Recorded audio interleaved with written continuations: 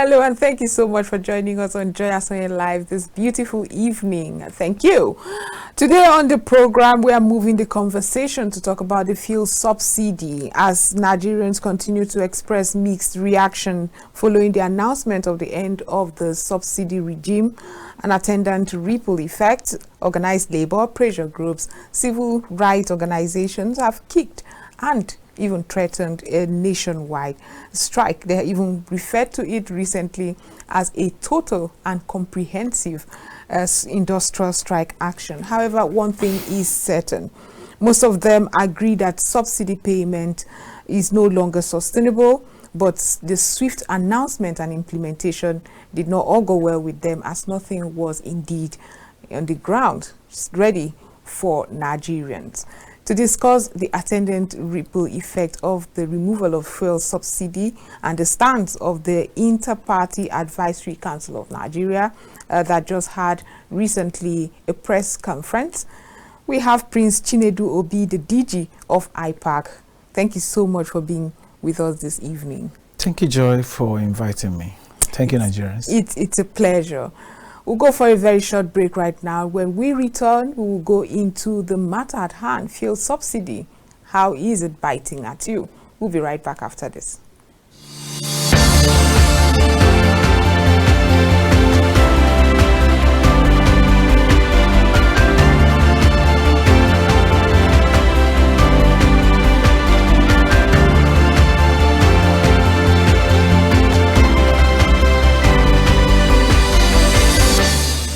Welcome back from that short break. So, Prince Chinedu Obi, Director General, Inter-Party Advisory Council of Nigeria.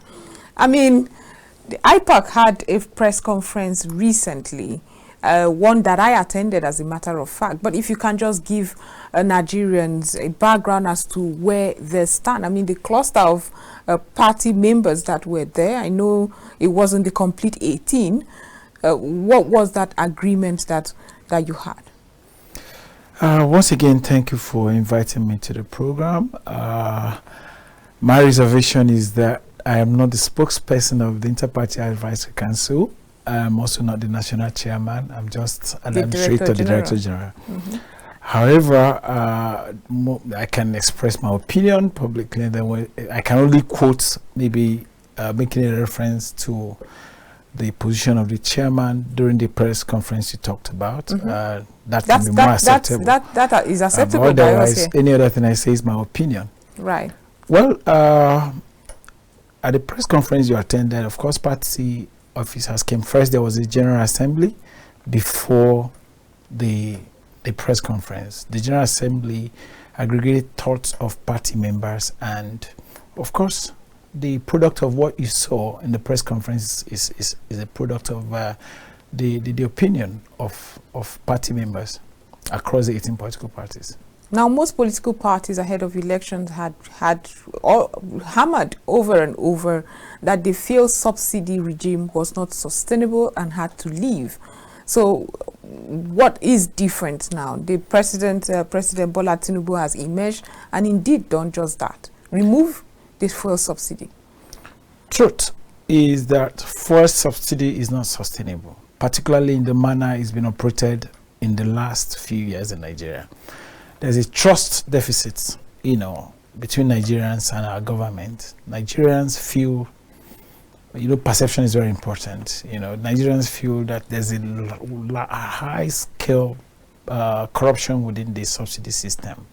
But otherwise, subsidy is a global strategy to deal with issues around market forces, where the local economy is competing with the global economy, and sometimes the shocks make it difficult for the local economy to compete favorably, particularly the persons whose incomes are not the average income.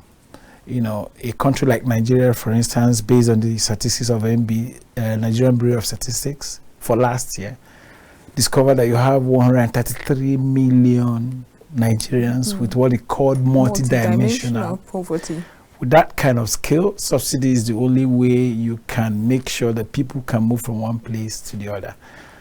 Subsidy has been tried not only in the petroleum, periods in this country, you have subsidy on education, subsidy on health, and so on. And like I said, that's the only way you can carry the average person along. But the question is it sustainable? With the amount of money that was spent in the last few years, no government can sustain that level of subsidy.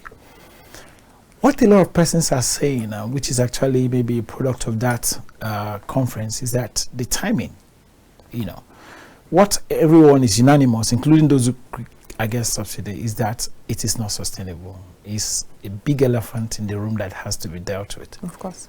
So timing is what a lot of persons, including me personally, think is something we needed to deal with.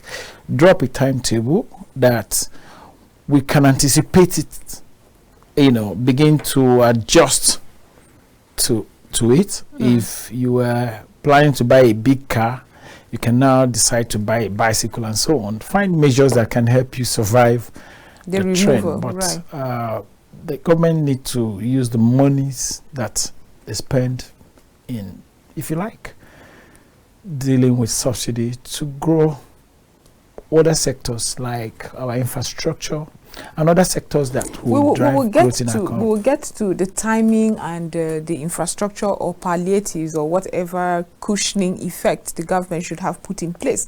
However, you had said that the concept of subsidy in itself is not a bad thing per se. It's to alleviate the suffering on Nigerians.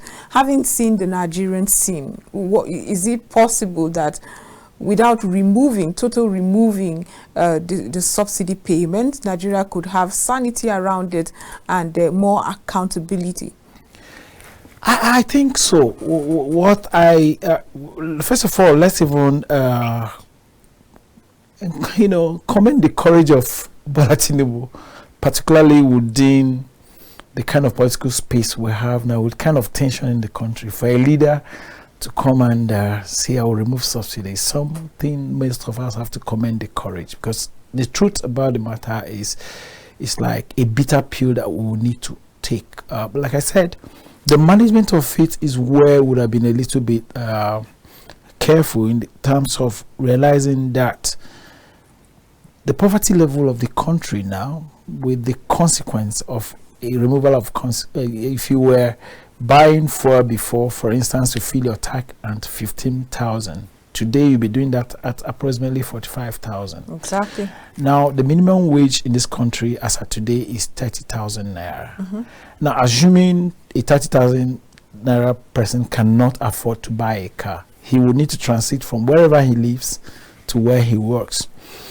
That, in today's situation, is impracticable. You can't deal with it, because by the time he pays an average of 1,000 a day, for 30 days he will have nothing to take home.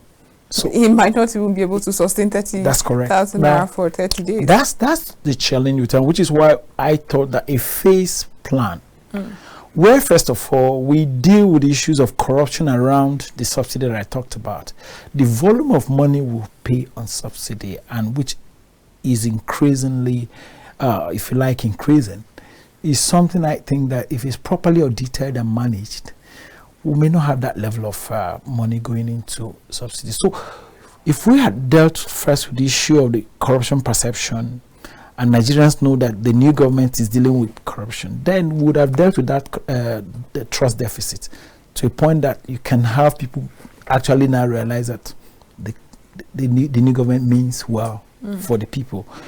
How would this have been achieved? Because these are people in that sector who have been enjoying for so long, enjoying the largesse from this subsidy payment, some of which cannot be accounted for, and the quantum stupendous numbers they give us as the number of Nigerians, the consumption of fuel in Nigeria cannot be real. That's for one. So if you were a government that wanted to bring sanity to that, what would have been your first step as to ensuring this person pays for, the country is paying for exactly what it consumes? I would have preferred what I might call a reverse engineering. Start by reversing whatever it is that the average Nigerian gets surprised or shocked when he hears subsidy. Saw things as sanitizing the payment system, making it more transparent so that Nigerians will know actually. And I can tell you, most of the money spent on subsidy is paid for neighboring countries. What these guys do is, in fact, sometimes you find that some of the trucks that claims are made didn't even enter the country. It just goes straight to the neighboring countries. If the government has started with dealing with that, and we know that this country actually pays this social amount in real terms for subsidy, you would have started building the mindset of Nigerians to accept whatever you're going to do, and then create some sort of palliative system that can start dealing with your day-to-day challenges. Right. My wife is a master's student in Canada. By flashing her ID card, she doesn't pay for transport. So those are the kind of things that if we had put in place, and you were talking about removal of subsidy, those shocks would have been fine. So for me, when we're talking about not being timely, is that we had expected those kind of small programs, palliative programs that can take care of the shock so that people don't just enter depression, because that's the kind of thing you might find in the kind of situation we have today. When, for instance, one of my staff was telling me today that, look, if I don't get a salary increase by the end of this month, I will be unable to come to work. And that's not isolated to your organization. Now, the past administration had removed fuel subsidy. It was not part of the bill, or the budget rather, from June, yes, half of the year, and we didn't see people kick. In fact, if anything, what was more amplified and loud seemed to be the $800 million that was borrowed by the past administration. Why do you think it is now? There are speculations that those dissenting voices have opposition, largely opposition, who feel aggrieved that they didn't win, and not necessarily the fact that fuel subsidy payment has stopped. You know, for those who wear the shoe, they feel the pain. I don't think anyone who is shouting today is necessarily an opposition party. IPAC, for instance, is not an opposition party. It's a conglomerate of all the political parties. So each time IPAC talks, it's non-partisan, it is patriotic, any statement coming from IPAC is meant to deepen democracy, because everybody's in the room. It's not an opposition political party, and which is why IPAC first acknowledged the fact that this is the way to go. We can't. Exactly. The subsidy is not sustainable. However, the timing was important. I personally thought that when we had issues of appropriation for June, that it would have terminated at the end of June. Now, I personally would have expected a situation where in that pronouncement, His Excellency would say, like in this budget, at the end of the June, there's no subsidy. We shall do this between now and end of June, where that's the kind of time that we're talking about, so that people will begin to prepare for it and activities will be put in place. Part of it is consultation with stakeholders. Maybe a TUC and NSU might not be complaining as they are now complaining, because I think it's the abrupt decision that is actually making everyone kick, not necessarily opposition. I don't think every economist will tell you that the best way to run an economy is to allow market forces to determine. The challenge now, like I said before, which is actually the strategy for subsidy, is that all of us cannot, but we have to find a way to take care of that group. And once it's transparent, there's nothing wrong with subsidy removal. Of course, there's nothing wrong with subsidy removal. In the justification of that 800 million that was borrowed, the spread, I don't know if you saw that spread, 5,000 naira was to be given to 10 million household. Is that the kind of palliative you would want? That takes me like the trader money, where people were sharing money. Monies you give without value, for me, is like throwing money away. I don't think that that's a good strategy to talk about palliative. what is the statistics? Who has the record? What profile do we have around who benefits and who does not benefit? During COVID in the US, for instance, American society knew the number of persons in each house, the demographics, who is a baby, and every day people were waking up seeing food dropped in line with what they required. Do we have that kind of statistics here? The answer is no. So I think the kind of measure that would speak to everyone is the one that speaks to infrastructure like transportation, health, those things that would cost me money. I find that government is providing for it and not just dashing people for 5,000. And then in today's buying ability, what would 5,000 do? You can't even prepare a plate of food for the family. So that I don't think that 800. That's part of the things I thought the National Assembly should not have even approved in the first instance. That's one of my quarrel with the Ninth Assembly. If I was in the Ninth Assembly, that would not pass. Really? True. Why do you think there was that acceptance, general acceptance? We didn't see lots of people speak very loudly against it, or any other loans that were taken that Nigerians saw with a pinch of salt. We entered a regime of continued borrowing, and it became a cultural thing. At one point, I was wondering whether those giving us this money really do profiling, because it's only gamblers that will throw their money around without looking at. Because the question I always ask, that volume of borrowing, can you fuel them in terms of fiscal infrastructure in Nigeria? My answer is no. But if we are servicing the loans as at when due, if you borrowed to put in productive and regenerative ventures, for me that would have worked.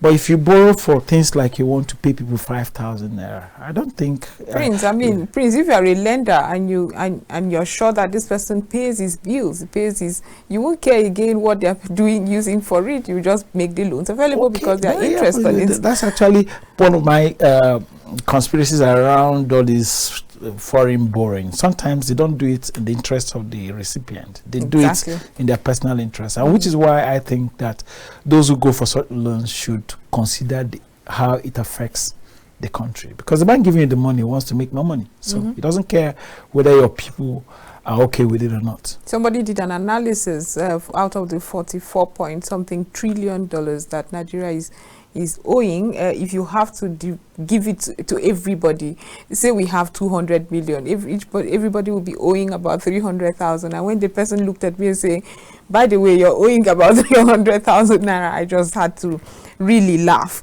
But the president came on strong against fuel subsidy and the removal, and you and I have seen how that happened. For somebody who wants to get that away from his administration, how would you have advised him to go about it? What are those proper palliatives that he should have done? Who are those stakeholders, like you said earlier, that he should have consulted first? And how long do you think all this would have taken if he really wanted to do it and do it right? Because like my village people will say, that die that we want to die next month, why not now? Then we start to die now and get it over with. So what would have been which is why I said to you, I respect the courage of the president to take that position now. However, if we have to die, let's die a good death rather than just die. This is strangulating. My attitude to it would have been a gradual movement. You begin to, when someone is going to shoot you and it's gradual, you begin to, get psychologically tuned to the pain than abrupt pain. I think if I were the president, and who also told us he's going to be a respecter of rule of law, the PIA actually allows him to do that. Exactly. The Appropriation Act also allows him to, because there's no appropriation for so real. Legally speaking, he has no. But I would have said hide under that 1 month gap between 31st May when NNPC adjusted his meter to 30th June when I should have said it ended. Within that period, consultation, NLC, TUC, all the relevant organs, the state government, the local government, everyone, Nigerians would know, look. And while you're doing that, create inquiries. I think that NNPC needs to go through forensics. Yes, but before we go into the NNPC forensics, for some of us who watched, I mean, I'm sure you were sitting beside the president during that his inauguration. Some of us had to watch via the TV. However, do you think he had the intention for an immediate removal, since we still had in my myopic head we had till June, and I thought he had 1 month to reel out plans and all of that? But for the adjustments that leaked according to the NNPCL, it wasn't supposed to be public knowledge. However, they adjusted their pump prices, and that affected everything. Do you think the president intended it to be immediate?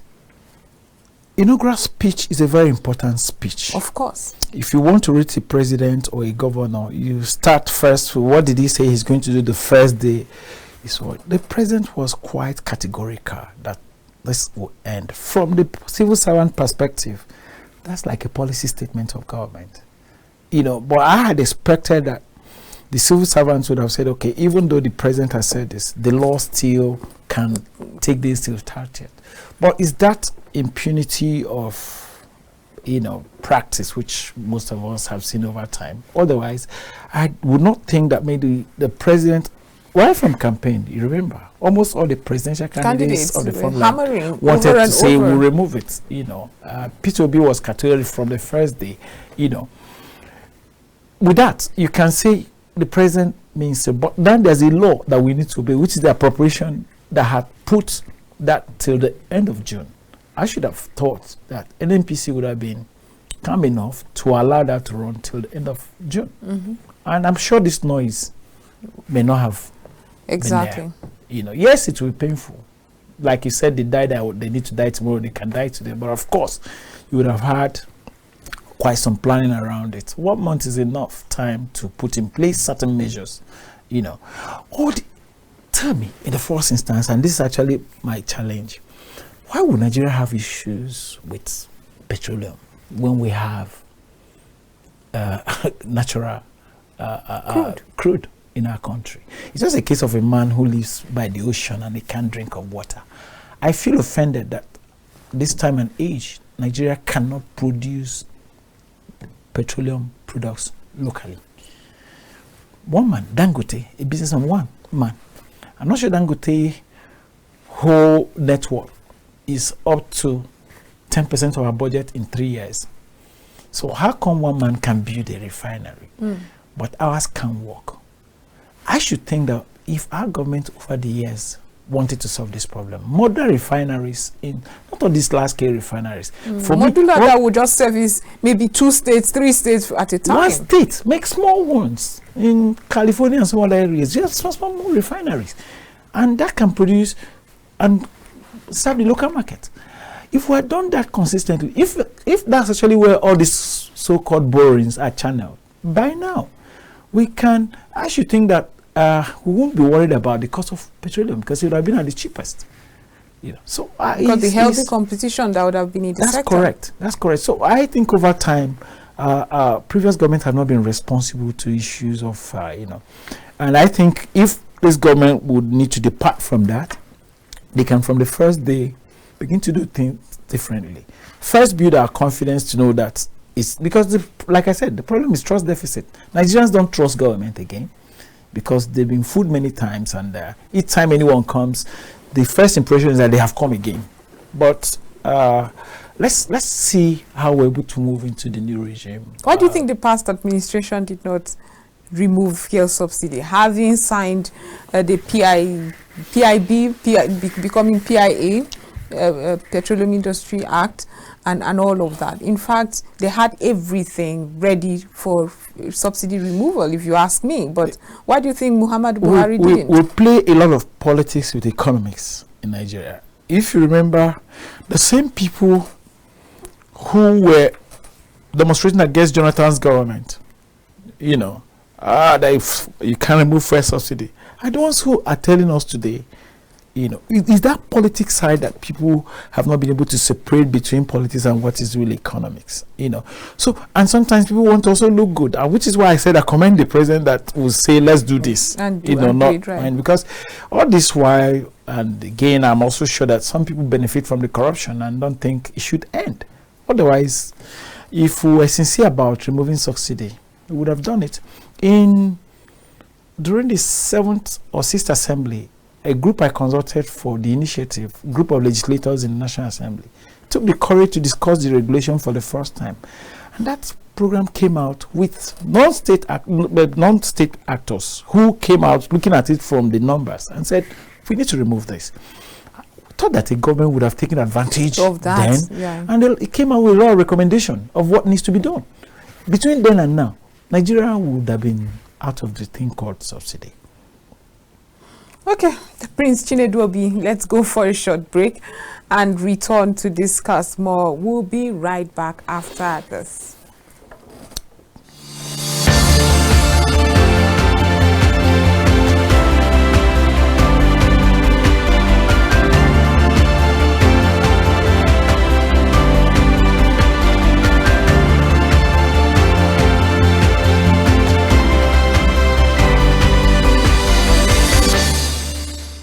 If you are just joining us, this is still Joyasonyelive here on Kaftan television. I will be discussing the subsidy removal and how it's been biting on Nigerians. I will be discussing all of this with Prince Chinedu Obi, Director General, Inter-Party Advisory Council of Nigeria, IPAC. Okay, so Prince, we're seeing the NLC, that's the Nigerian Labour Congress. We're seeing pressure groups, civil rights organizations are threatening to join the proposed strike from Wednesday. I just read the reports before we came on air right now that even the Nigerian Union of Journalists are joining that strike. So you're going to shut the studios. I'm not sure what it entails. At the moment, I'm not sure what it entails. However, we are seeing all this solidarity strike action. However, is that the right way to go? Has it ever been productive?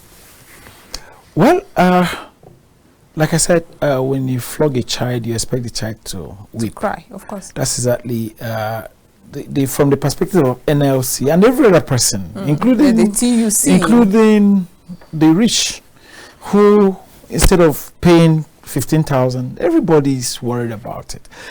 But what I would appeal to every Nigerian, the NLC, TUC, is that while we do that, let's look at the larger picture. You know, once we're able to get the government to provide palliatives, incentives that can cushion the effect, I think this is the way to go. But I also think if government can, this is my personal opinion, can allow the 30 days period between first to happen, so that within this period the necessary consultation we're talking about, I'm sure if any NLC, TUC and all that were carried along from the beginning to know that in 30 days we're going to do this, probably there won't be need in the first place for these agitations. But what they're doing is normal for every as a student. But has it ever worked? As a student, I was an activist, so I remember when they increase anything, you still sound sometimes like an activist. Yeah, well, you know, once a soldier is always a soldier. So, but from that perspective, I think they are speaking in interest of the large masses that way. But I will appeal to them to also see it from two sides. Both the government and the NLC should be patriotic to know what is in the best interest of the country. Well, I read the statement by the Trade Union Congress where they are asking for the reversal. The pump price should go back to status quo until several things are in place. While that is commendable, so that Nigerians can have the breather and gradually seep into the new reality, is it something you see with the body language of the president? Is it something you see him resolving to? I'm not the spokesperson of the president. However, and just body languages can also deceive you. I mean, I'm sure you saw that video where he said you will protest, and I would not agree with you. I will still remove subsidy. Did you see that video? Yeah, I saw that video. When I saw that video, and I was like, okay, we asked for this. So, if we ask for this and this here, what will you do? But my attitude to this is both the president and NLC should look at it from two sides of the coin. President seeing it from the man at the driver's seat now. There's an old saying that said the way the driver sees the road is different from the way the passenger sees it. But from the masses perspective, it's biting. I can't remember when I bought 45,000 naira for a car that will last for 3 days. Each time I remember it, you cannot complain. But you see the challenge. Between you and I, you cannot complain. You cannot if complain. I'm complaining, so I can imagine what the average Nigerian is facing. Right. And which is the perspective I said the president should look at it from two sides, and the NLC too should also see it from the side where the president is coming, so that we can have a meeting point where both parties will go back. You have been very, very intentional in not responding to my question. Do you think the strike action will work, stifling economic activities across the country?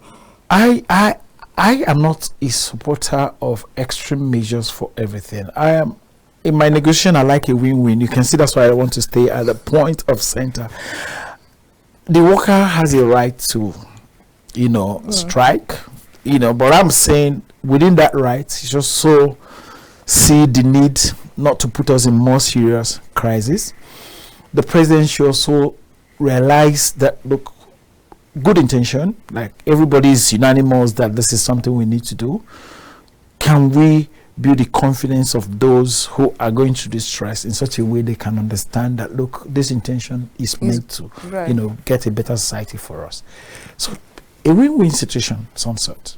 Okay, so the minimum wage increment that is part of their demand, while it is completely apt, if you ask me, minimum wage is long overdue. It's no longer sustainable if you look at the economic realities of Nigeria and the purchasing power of an average Nigerian. However, is it something you think would also cushion the effect of this subsidy removal? Joy, I've been wondering how people survive with 30,000 naira. This so-called minimum wage. That is not implemented in some states. Told me that many Nigerians receive as little as 15,000 naira. And on a serious check, I realized that people actually pay 15,000. It's criminal. In today's Nigeria reality, the least you can pay anyone, the least could be 100,000. And you now know that the person will be struggling to survive with it. Go to the market. These things come with inflation. By this time last year, bread was as little as 300 naira. Bread, 1,200 today. Maybe with this increase now, it will be 1,500. Exactly. How do a man that receive 100,000 naira, I'm not even talking about 30,000 because that one is criminal. How does the person survive? So, why I think the presidency needs to look at this quickly is that, people have different ways of reacting to the situation. This might increase criminality. Some people commit crime not because they want to commit crime. Push factors that can make you do what you wouldn't want to do. So let's wear the thinking cap that would make us not see it from one side of the coin. So how fast do you think, how expedient should this minimum wage review Yesterday. I should have known that was coming. That's the answer. Yesterday. Honestly, because I just talked about 100,000. The moment I said 1,000, inside my head I was processing what 100,000 can buy. Can even buy. Someone who lives in FCT. I don't know the part of FCT where you get accommodation for 100,000 a month. I don't know the part of FCT, the kind of accommodation you're going to find. That would be in the first place. These are realities that we need to deal with. If we need to also deal with corruption, you give a policeman a gun to protect us, and his salary is unable to take him home. How do you think? On his way home, he might decide to. And you giving him a gun. So let's be realistic about this. You might talk about the inflation that an increase will cause, but we think we need to wear a thinking cap as to how to get out of this quickly. Right. Yes. And as for the transportation sector, what's your suggestion there? Transportation sector, I just told you about how by flashing your ID card, you don't even pay. I should think more money would be invested in vehicles that consume less fuel, that can carry more people, so that as part of palliative, once you can flash your card as a worker, you enter a bus, you don't pay. That's possible in Nigeria. I just said to you, in some climes it's possible. So if we keep making reference, we borrow this from there, why can't we do welfare issues the same way it's done in other countries? Why can't we? It's a question I would like you to answer. Why can't we? Because the social welfare packages of the past administration, in my opinion, failed woefully. I do not think it had that impact, economic impact, on the number of Nigerians they had projected that it will have on. I don't know what your opinion is. However, it seems like in a situation where we don't even have data, it's not just about going to a market and distributing 5,000 naira to people whose names you do not know. That does not sound intelligent and sustainable for me. However, how can we achieve this constructive palliative where everybody is known, everybody gets what he deserves and all of that? I mean, we've also said, I spoke with somebody earlier today who said in justifying the complex, the UTC complex where the printing hub happens, that in the UTC you can clone any ID card whatsoever, any ID card. So for such your advice, what you just suggested, for it to work, it has to be one that maybe you scan it, come in, it has a database that says indeed this is a government staff, this person works here and all of that, but we aren't even there yet. No, every problem has a solution. Once you can identify a problem, the next is to find a solution. If you have bosses and actually these persons who are not designated to use it are using it, who can use, if you deploy ICT to it, if you can't clone biometrics, for instance, right? You know, you clock in your hand on the bus. If he recognizes you, you go in. It's part of our challenge that over the years we've not really maintained a real database that profiles everyone, that can first even tell you the number of persons. Now check, the last government said they were going to take 100 million people out of poverty, right? Yes. Now, if we agree with the projected Nigerian number, which is 200 million, yes, approximately, if you take 100 people out of it, means that 100 people have been taken out, so we would have only had 100 million. Maybe plus. We don't know how many. Of course, before, if you're taking people out of poverty, you won't take rich people out of poverty, right? So maybe let us say then we have 70% of our population poor, right? If you do the mathematics very well, maybe that would have taken 140 something. Right. Now, does it not match the NBC statistics of multidimensional 133? 133. So somebody is not telling us the facts. So my point exactly. So that's actually the problem with our policies. Someone tells, I want to do trader money, and you go to the market sharing money to people. To whom in we How do we take, what's even guaranteed the person you're paying the money to is a Nigerian? Could have been a Nigerian, a Chadian, a Ghanaian that walks into the market. That person actually does need 5,000. Then how do you do exactly? So we have been misplacing our priorities. We've been putting monies in the wrong areas, you know, and going forward, and which is what I expect Nigerians to do when we discuss Nigerian economy. Let's take politics away from it. But really, is that possible? That's the challenge. Dispassionate, take politics away from economic policies. Politics in front of so many things. Otherwise, if we're patriotically looking at some of these things, that's what we can now know. Take decisions that, even though no one is clapping for us today, over time we can begin to see the result. If, for instance, in the next 1 month, even as we struggle with this removal, and we can see that things are changing in Nigeria, and those who said yes yesterday can say no, and vice versa. Exactly.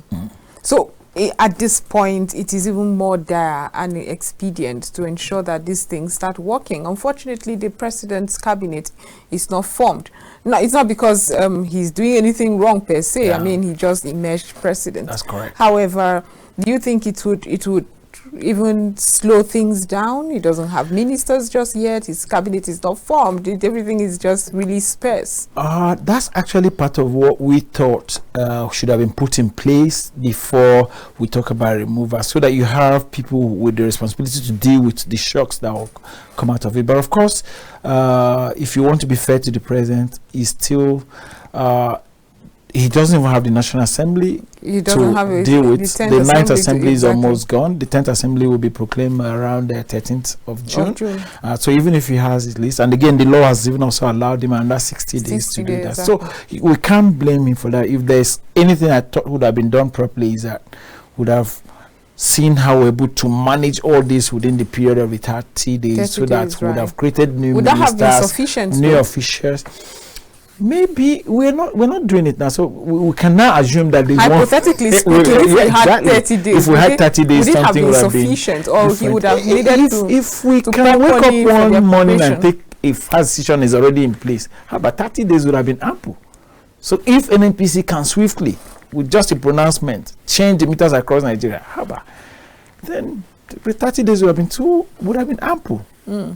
Would you think this will make him expedite action on getting his cabinet set, and would it affect the quality of people that emerge eventually in key positions? I don't think so. The president has been aspiring to be president. He said it's a life ambition. Oh, please, let's not go there. No. If that's correct, if that's correct, I expect him to know who to place where and how. Issue of forming a cabinet will not be a problem. If you want to set precedent by the fact that the president had always wanted to be president, and so he should form his cabinet easily. The past administration, it took him 6 months. Having contested for several years. Two persons in the same situation can act differently. Of course. So I don't expect, because the last administration waited about 6 months, right? Before he formed his government. I don't expect this government to do that. In the widest of my imagination, I don't think. I have a very strong feeling that this government is already willing to work. Like I said, if a man has aspired over the years to be president, I don't want him to think twice about every step he's going to take. And let's see how that unravels in the coming days. But I'm optimistic that it won't take the kind of time that we had in the last administration.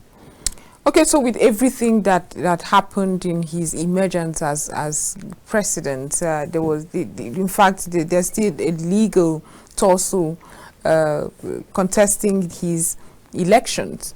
Do you think that generally we will see Nigerians warm up to him better? Because even in his acceptance speech, he talked about the many people that didn't vote for him. Of course, that's natural. And he extended the olive branch to others who didn't. But do you see that cohesion in governance? Do you see that he can unite Nigeria?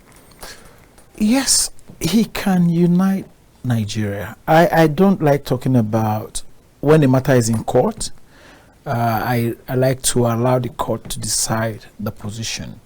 One fact you can't take away today is that there's a president that has been sworn in. Whatever happens is now within the courts to decide whether that's in tandem with what Nigerians ask for or not. You and I don't have the jurisdiction to discuss however, the cohesion in governance, that unity necessary. But mine is for as long as it lasts, even if a man has a day to act as president. He's been president for close to a week now. I expect him to do whatever that is needful. Okay. Whatever it is that would build confidence, do. Whatever it thinks that would galvanize, build more solidarity and get people believe. I should expect, if I were to be his advisor, those are the kind of things I would ask him to do. With the removal of subsidy, the announcement of the removal of subsidy and the planned strike, where do you think his ratings are in Nigerians' hearts?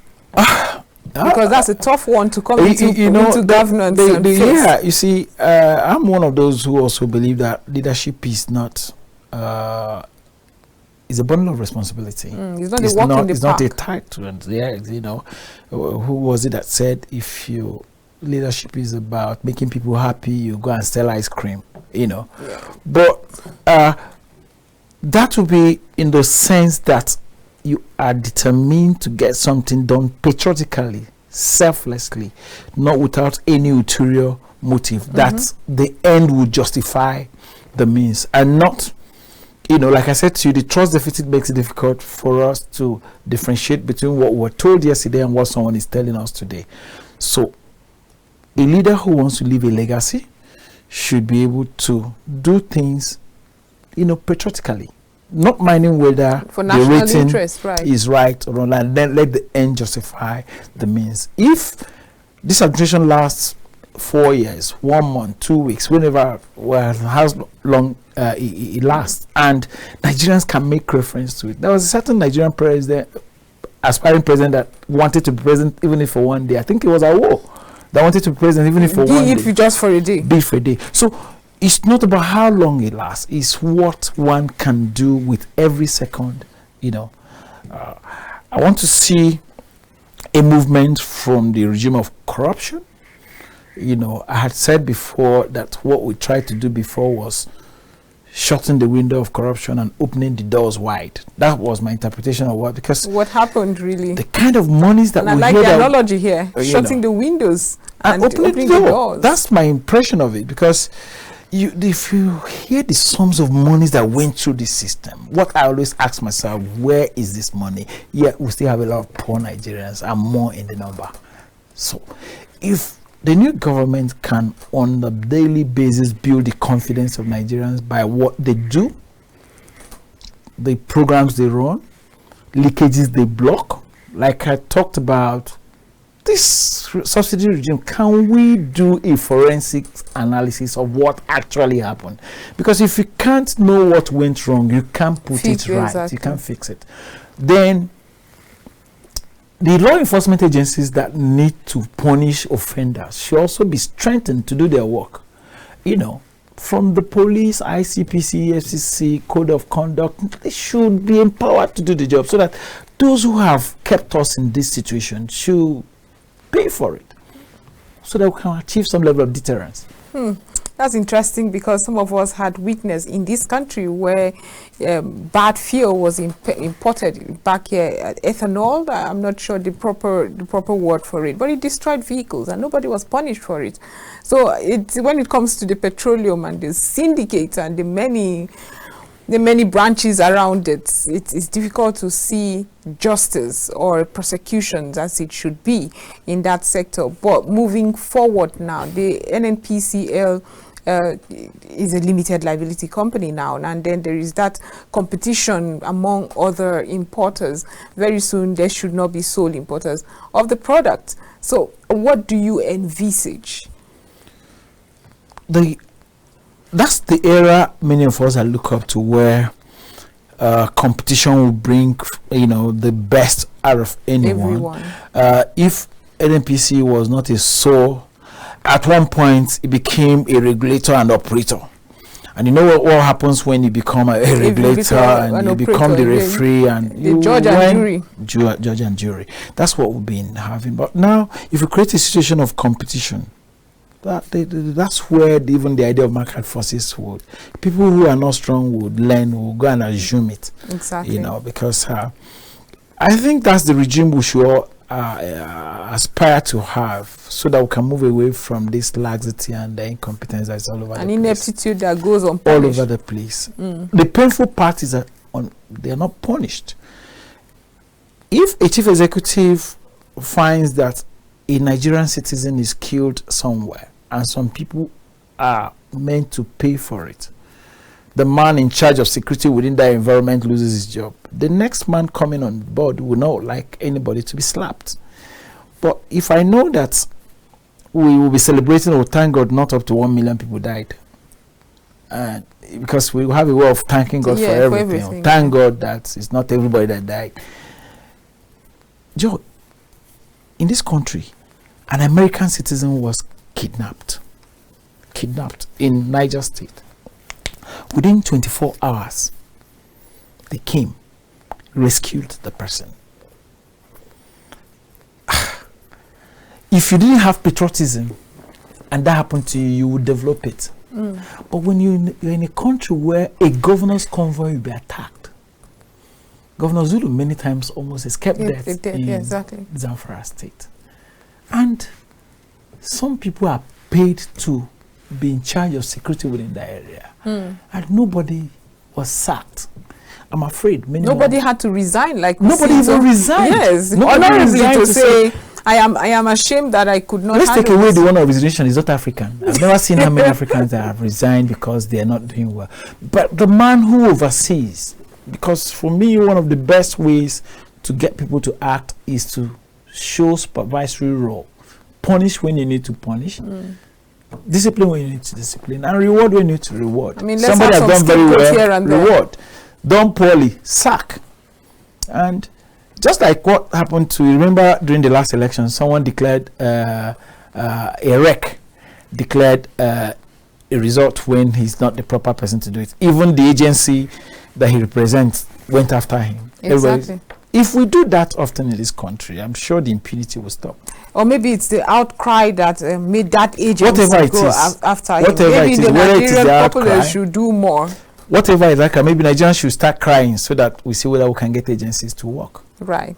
I must thank you for spending this hour with me, Prince Chinedu Obi, Director General, Inter-Party Advisory Council of Nigeria, IPAC. It's been a wonderfully inciting conversation.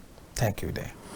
Okay, so this is where we pull the curtains on Joyasonyelive today. Do have a wonderful evening and be rest assured we'll be back tomorrow with so much more. Have a wonderful evening.